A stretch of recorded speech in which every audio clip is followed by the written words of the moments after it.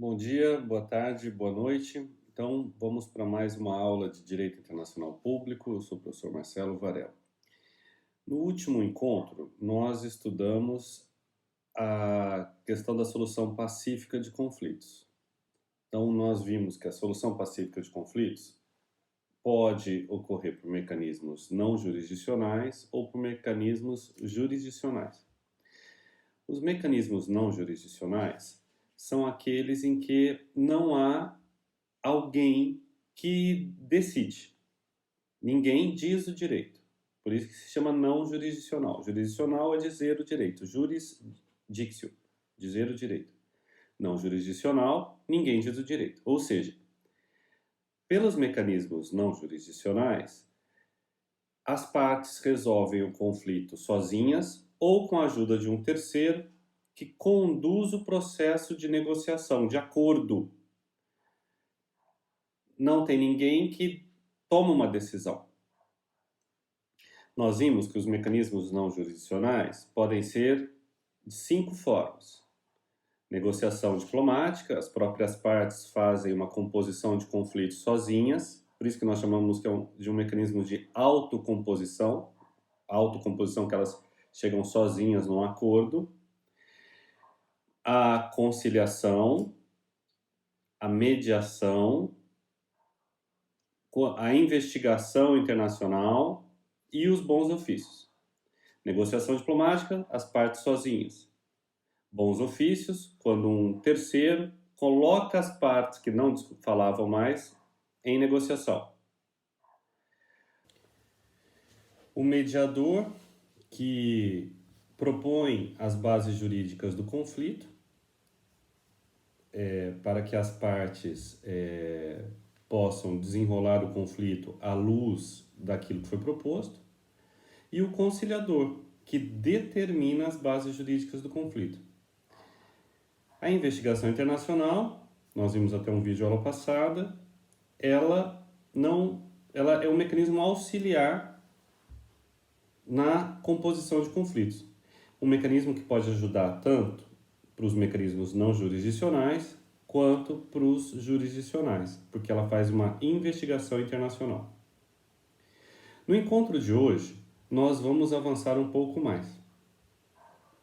Nós vimos que há também os mecanismos jurisdicionais, que são 2: a arbitragem e os tribunais internacionais. A arbitragem, ela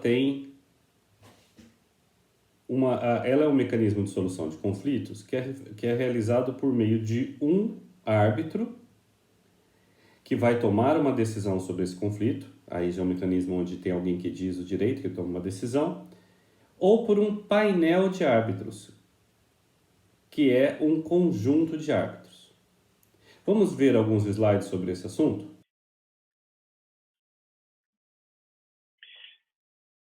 Então, como a gente estava falando, na arbitragem podem existir um ou muitos árbitros. Quando há mais de um árbitro, temos aí um painel arbitral. Quando temos um árbitro, os 2 países escolhem esse árbitro de comum acordo, que pode ser ou não da nacionalidade de um deles, via de regra não é. Quando são 3 árbitros, cada país escolhe um árbitro e esses 2 escolhem o terceiro, que é o presidente do painel. Quando tem 5, cada país escolhe 2, e esses 2 escolhem o quinto, esses 4 escolhem o quinto. Há também a figura do tribunal arbitral, como o Tribunal Permanente Arbitral de Haia ou o Tribunal Permanente de Revisão do Mercosul. Nesse caso, nesse caso, existe um conjunto de árbitros já pré-escolhidos, os países fazem a adesão a esse tribunal para a solução dos seus conflitos, aí se escolhe, dentro daquela lista de árbitros, quais serão os árbitros que podem atuar naquele caso concreto. A escolha pode ser livre das partes ou até por sorteio. Os países que vão se submeter a uma arbitragem assinam um compromisso arbitral. compromisso arbitral é um tratado celebrado entre os países que submetem à arbitragem, no qual eles se comprometem a aceitar a decisão posterior que for prolatada pelos árbitros. Por isso que se chama compromisso arbitral. No compromisso arbitral, nós vamos encontrar as regras processuais que vão reger a arbitragem. O tempo para petição, a existência ou não de recursos, as causas de anulação do processo, quais as provas serão admitidas, como as provas serão produzidas, os custos envolvidos, quem vai arcar com os custos, se cada parte vai arcar individualmente, se quem perder vai arcar ao final, a possibilidade ou não de recurso e a sua relação com o direito interno, como a decisão vai ser executada. Existem alguns modelos de direito processual bastante conhecidos, como o da Câmara de Comércio Internacional de Paris ou o modelo inglês. É muito comum, mesmo em arbitragens nacionais entre empresas brasileiras, usar o direito processual da Câmara de Comércio Internacional de Paris. Quem quiser se especializar em arbitragem, eu sugiro que faça o curso da CCI. É uma área promissora, tendo em vista a desjudicialização dos conflitos, da solução de conflitos. Vamos avançar. A arbitragem, ela pode ser declarada sem efeito em algumas situações. Quando há fraude ou deslealdade dos árbitros, quando há corrupção, quando o árbitro se mostrar incapaz por algum problema ao longo do processo, falta de sanidade, alguma coisa assim. Violação de algum princípio fundamental do processo, por exemplo, o próprio árbitro descumpriu alguma regra pré-determinada para o direito processual previsto no compromisso arbitral, não deu igual direito de participação igual entre os países membros, o árbitro agiu com excesso de poderes, ele foi além daquilo que lhe foi outorgado. Então, são situações onde a arbitragem se torna sem efeito. Além da arbitragem, nos mecanismos jurisdicionais, temos a solução pelos tribunais internacionais. Existem centenas de tribunais internacionais. Tribunais ligados à ONU, como a Corte Internacional de Justiça, tribunais ligados a organizações regionais, como o Tribunal da Organização Mundial do Comércio, do Mercosul, tribunais de direitos humanos, existem muitos tribunais. Cada tribunal vai ser regido por um tratado, onde os países, antes do conflito, quando eles firmam o tratado, eles vão reconhecer a competência daquela corte para resolver o conflito. Então, um tribunal que tem uma competência muito ampla é da Corte Internacional de Justiça. Muitos tratados, mesmo recentes, remetem a solução dos conflitos à Corte Internacional de Justiça. Isso significa que, caso haja um conflito envolvendo aquele tratado, esse tribunal vai reger aquele conflito. O Estado já aceita a competência do tribunal a priori, antes do conflito, diferente do caso do compromisso arbitral, que uma vez que existe conflito, eles recorrem à sua solução pelos árbitros. Nesse caso, quando os Estados ratificaram o tratado, eles já aceitam em abstrato aquela corte para resolver os conflitos. As cortes mais antigas têm um direito processual mais flexível, por incrível que pareça. Elas permitem negociação de prazos, permitem julgamentos que demoram 4, 5, 6 anos, às vezes. Era de uma época de um direito internacional, que ainda existe hoje, né? Talvez, difícil saber se é mais preponderante ou não, mas negociado. Os tribunais internacionais mais novos, por incrível que pareça, têm regras mais rígidas, prazos curtos, eles, por exemplo, 10 dias para uma petição, 20 dias para uma apelação, 30 dias para uma contestação, prazos curtos para a produção de provas, mesmo que envolvam bilhões de dólares. O órgão de solução de conflitos da OMC, com esses prazos curtos, nos seus 15 anos de existência, talvez aí tenha deixado passar prazo em meia dúzia de processos, com centenas de processos julgados. Além disso, eles também são marcados por um alto nível de efetividade.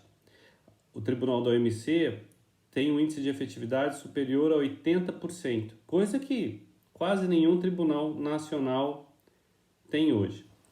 Interessante ver também que nesses tribunais internacionais mais novos, há uma mistura dos mecanismos de solução de conflitos. No caso da Organização Mundial do Comércio, por exemplo, o processo ele começa com a obrigatoriedade da negociação diplomática. Um país, antes de entrar com o processo no seu mecanismo de solução de conflitos, ele vai num local público e expõe o conflito. O simples fato de expor esse conflito perante os demais países já mostra que ele quer entrar com o processo. E isso induz a outra parte a vir para a negociação. É preciso demonstrar um prazo mínimo de 30 dias de negociação antes de entrar com o primeiro nível de solução de conflitos. Passados 30 dias, e nesses 30 dias vale destacar que mais de 50% dos conflitos se resolvem, passados 30 dias, os países eles vão para uma arbitragem internacional. Já existem cerca de 200 árbitros em uma lista pré-definida, e esses árbitros, os 3 são escolhidos por sorteio para o caso, e eles vão fazer uma decisão arbitral. Se não houver acordo na decisão arbitral, uma das partes vê alguma questão de direito em conflito, pode recorrer a um tribunal. Aí vai para o tribunal, que é composto por 3 juízes sorteados dentre 7 que existem lá. Os prazos todos da primeira à última etapa têm que ser resolvidos em um ano e meio. E, como eu falei, é um tribunal altamente efetivo. Eu gostaria de mostrar para vocês mais alguns slides sobre a solução de conflitos. Eu poderia aprofundar no mestrado, eu tenho uma matéria de 6 meses só sobre isso, mas eu acho que para a graduação já está bom nesse nível de discussão, e eu vou mostrar por meio de exemplos para aumentar um pouco a cultura geral de vocês. Voltando então aos slides.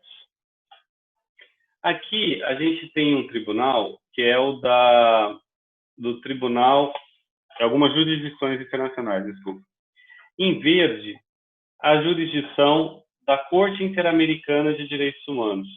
Olha que interessante que os Estados Unidos e o Canadá não aceitam a jurisdição da Corte. Na África, existe a Corte Africana de Direitos do Homem e o Tribunal Penal Internacional para Ruanda, que foi constituído depois de um genocídio que aconteceu em Ruanda entre 2 etnias.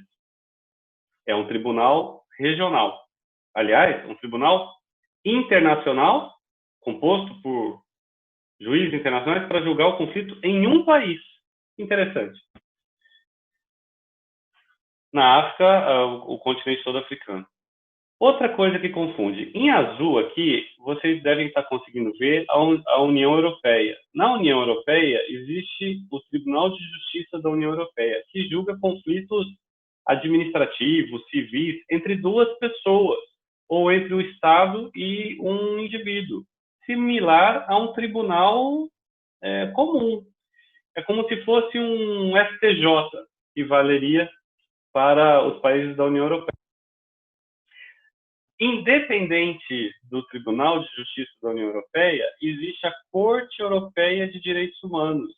Está vendo que a Corte Europeia de Direitos Humanos não é da União Europeia? Não é da Organismo Internacional União Europeia? É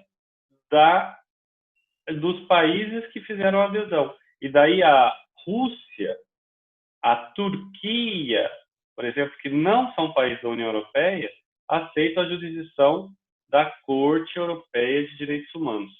Aqui a gente tem a Noruega, né? Todos esses países aqui que não são da União Europeia, mas aceitam a jurisdição da Corte Europeia de Direitos Humanos.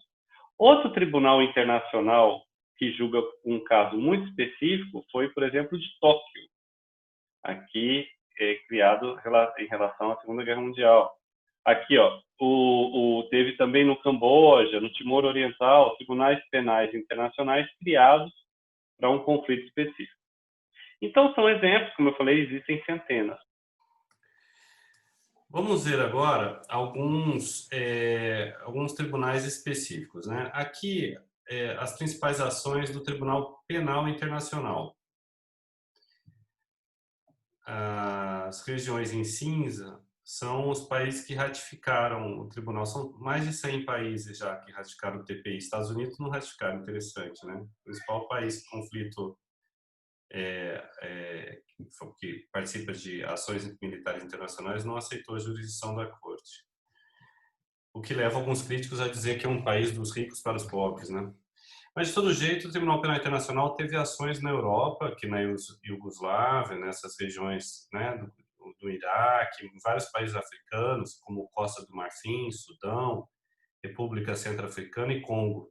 Quem tem o Sudão, o Congo, né, Uganda, onde líderes de Estado, ex-ministros, etc., foram processados, julgados, condenados, né? Algumas regiões de conflito em potencial, como Venezuela e Colômbia, que são acusadas de genocídio. Né? Ou no caso do ISIS, do Estado Islâmico aqui, né? Onde a ação do TPI foi mais importante. Existe uma crítica em relação ao TPI, que o dinheiro gasto com essa corte é muito maior que os benefícios. Enfim, não vou entrar nesse mérito. Mas é um tribunal internacional de bastante relevância.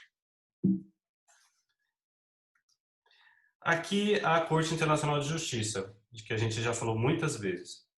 Vários tratados remetem à Corte Internacional de Justiça para a solução de conflitos. Talvez o principal tribunal da ONU e um dos principais tribunais do mundo. O Brasil já teve vários juízes na Corte, 7 câmaras. O professor Rezec, que é meu colega, foi meu professor e meu colega no mestrado, doutorado do UNICEUB, já há quase 15 anos, foi meu professor na França, foi juiz aqui, né, em Haia, e hoje o professor aqui também de Brasília é Cansado Trindade, que é professor da UNB. Eu vou mostrar algumas fotos de alguns julgados, mas é interessante que cada juiz ou advogado pode manter a vestimenta da sua tradição, do seu país, para mostrar essa diversidade cultural da corte. Vamos ver aqui algumas fotos. Aqui é a sala de julgamentos, né? A gente vê os juízes aí alinhados, o público do outro lado. Pela foto aqui, eles estão julgando o caso do pré-aviar, porque esse aqui é o templo, não é o templo de pré-aviar, mas esse templo aqui é o templo do Angkor Wat, certamente, né?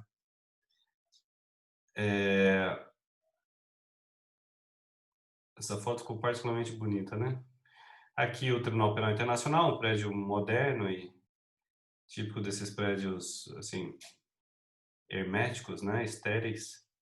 Mas dá para ver aqui, para que vocês tenham uma ideia de como funciona lá dentro. Eu prefiro mais os tradicionais. Aqui é a Corte Interamericana de Direitos Humanos, um predinho bonitinho que fica em São José da Costa Rica. Para quem botei aqui o mapa da América Central, porque muita gente não sabe onde fica a Costa Rica, né? Então, a Colômbia, Panamá, que é o Canal do Panamá.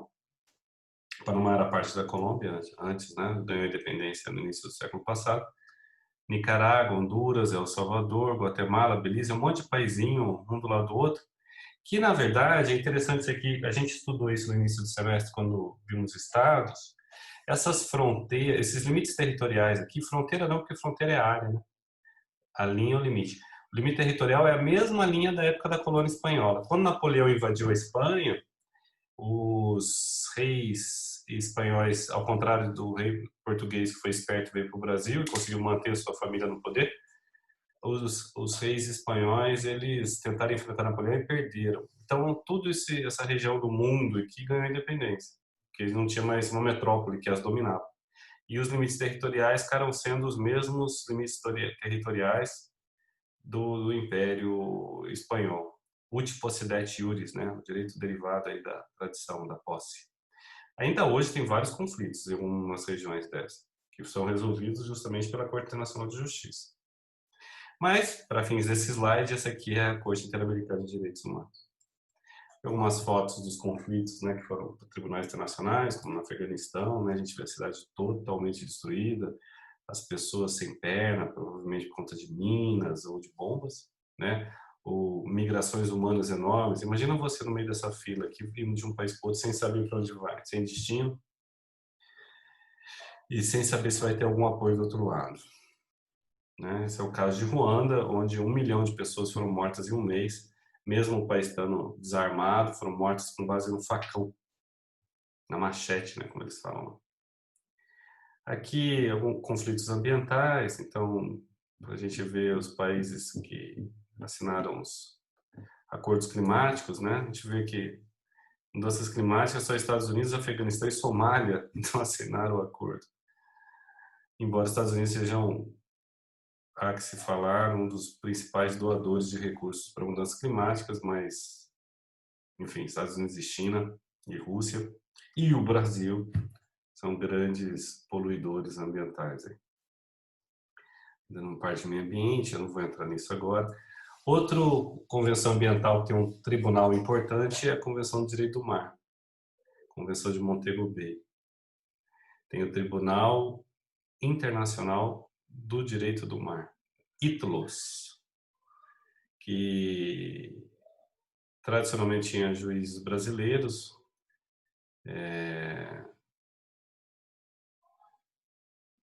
agora estava sem, e aqui são os países partes do tratado, né, membros do tribunal, que aceitam a sua jurisdição.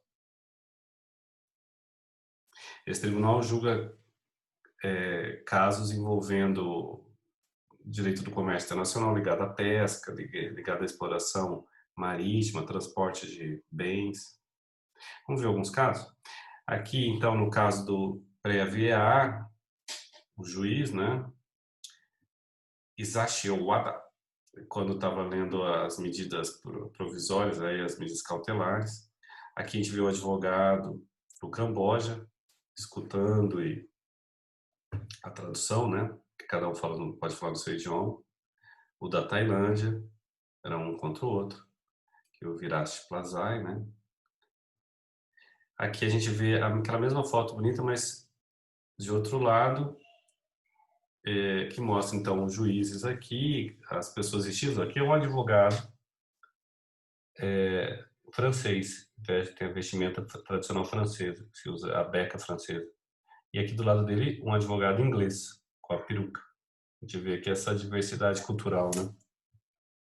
Aqui o caso do pré-AVEAR, onde a gente viu quando estava estudando erro, a questão do tratado ter sido feito com latitude e longitude numa época que não existia GPS. E quando foram bater o GPS, dezenas de anos depois, viram que o templo ficava na Tailândia e não no Camboja, então teve toda uma discussão. Né? Aqui ainda a questão da área desmilitarizada, que foi desocupada enquanto a corte julgava o caso. Né? Toda a área disputada aqui entre os dois países. E aqui algumas fotos do templo.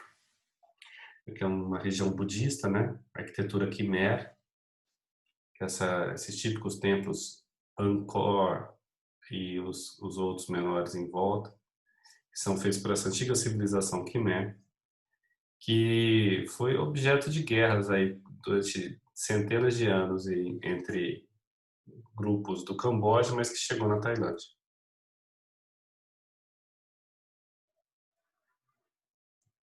Tudo bem. O julgamento, né? Mostrando como que é o julgamento lá na Corte Internacional de Justiça. Aqui, outro caso mais recente também da Corte Internacional de Justiça que nós estudamos foi o caso Legrand. O Karl Legrand, Walter Legrand, que eram aqueles alemães que foram criados nos Estados Unidos, assaltaram um banco, mataram policiais, condenados à pena de morte. A gente estudou isso. Os Estados Unidos, a polícia americana não notificou o consulado alemão para ajudar na defesa. A Alemanha, que é contra a pena de morte, pediu anulação do processo quando já estava em fase de execução. E a discussão era se os Estados Unidos tinham ou não que cumprir a decisão da Corte Internacional de Justiça. E a Suprema Corte no início falou que não, porque em inglês falava shall obey, quer dizer, devem na medida do possível, né? E a Corte Nacional de Justiça falou que o idioma que deveria julgar reger o caso era o idioma francês, que é o idioma em que o tratado foi feito inicialmente, o único idioma oficial. E daí os Estados Unidos foram condenados, porque em francês falava les États doivent obéir, os Estados devem obedecer. E a Corte mostrou força, falando minhas decisões são obrigatórias. Embora os dois já tenham sido executados, os Estados Unidos acabou tendo que rever mais de 50 casos de mexicanos condenados à morte, em que a polícia americana também não tinha notificado o consulado, isso mudou o procedimento lá nos Estados Unidos. Outro caso que bastante emblemático é esse aqui, Ximenes Lopes. Ele estava internado numa clínica ligada ao SUS, lá em Sobral, no Ceará, e tinha sido maltratado, a mãe tinha visto, né? Porque antigamente no Brasil as pessoas com deficiência mental eram muito maltratadas. Eles eram amarrados, drogados, espancados, choque, sem critério. Tem casos absurdos no Brasil, igual o caso de Minas Gerais, onde morreram dezenas de milhares de pessoas, né? Eu vou mostrar depois um vídeo sobre isso. E nesse caso da Damião Ximenes Lopes, ele acabou sendo morto. A mãe tinha reclamado, não foi feito nada, depois a justiça brasileira não fez nada, ela recorreu à Comissão Interamericana de Direitos Humanos e a comissão considerou que houve uma violação do Estado brasileiro, não só nesse caso, mas em geral, o tratamento manicomial de pessoas com deficiência mental, e falou a vítima não é, então, o Ximenes Lopes, a sua família, a vítima é toda a humanidade. A comissão veio contra o Brasil. Então, um brasileiro, onde houve violação de direitos humanos do Brasil, o Brasil foi considerado o autor e a vítima toda a humanidade. A Corte Interamericana julgou o caso e condenou o Brasil a várias coisas.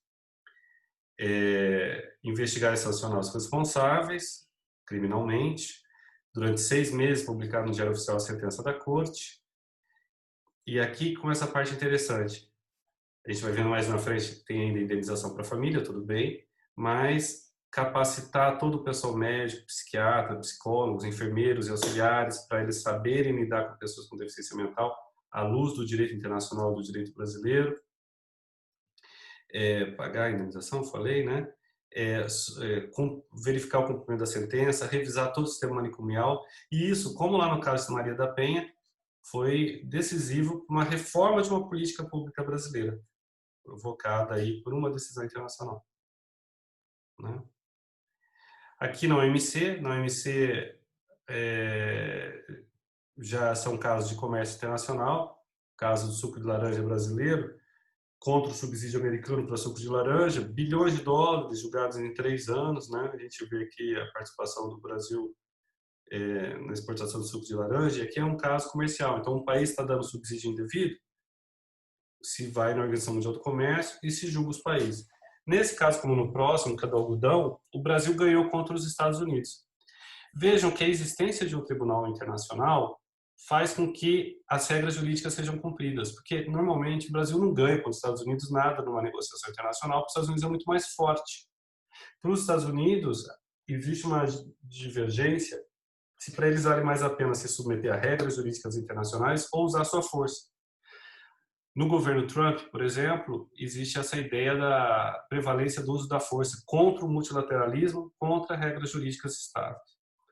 O que se vinha desenvolvendo antes, Obama, Clinton, etc., era a valorização da solução por meio de tribunais internacionais, de regras jurídicas estáveis. Acreditava-se que, com um direito estável, o comércio ia aumentar. Regras estáveis, perder em alguns casos, era melhor para os Estados Unidos do que ganhar pelo uso da força. Por que era melhor? Porque se costurava, se construía um direito previsível, relações comerciais regidas por um direito previsível. E, de fato, o comércio internacional aumentou muito durante a OMC. Eu, particularmente, sou um crítico dessa posição americana. Acho que eles deveriam prestigiar a Organização Mundial do Comércio, porque é melhor perder alguns casos e ganhar no efeito sistêmico do que ficar querendo ganhar pelo uso da força. Se existe a necessidade de alterar regras jurídicas para que seja mais justo, então trabalharíamos dentro do multilateralismo, né? Aqui o caso do algodão, o Brasil ganhou, houve uma indenização paga ao Brasil. Enfim, alguns casos, a gente viu aí casos de direitos humanos, casos de comércio internacional. Agora, com isso, a gente encerra essa solução pacífica de conflitos. O livro que a gente usa é o meu livro, né? Que, aliás, tem promoção lá pela Saraiva, edição anterior, que está quase igual à edição atual, mudei pouca coisa, só da lei de imigração. E a gente estudou hoje da 455 a 505. 50 páginas. A maior parte são exemplos, não será cobrado na prova e vocês não têm que se preocupar, mas para aumentar a cultura geral de vocês, porque para entender o direito internacional é preciso entender um pouco do mundo. Além disso, eu queria dizer o seguinte sobre a prova. Vou pegar questões de concurso, para já ir treinando vocês de concurso, vou mudar algumas coisas e a apostila do CESP com as perguntas vai estar disponível. O que eu quero é que vocês leiam as perguntas, procurem na apostila, porque vocês vão ter um dia para fazer, para cada aula, e agora preste atenção se eu mudei alguma coisa. E tentem entender o que eu mudei, por que eu mudei, e qual que fica certo à luz da mudança. Com isso, eu quero que vocês aprendam fazendo as perguntas. Vão ser 5 aulas de perguntas e respostas. A gente começa depois que encerrar esse bloco da matéria. Tá? O ideal é que todo mundo passe, vai ter tempo, façam com calma, mas eu quero que vocês aprendam revendo a matéria, estudando as perguntas e respostas. Tá bom? Muito obrigado, um grande abraço, tudo de bom.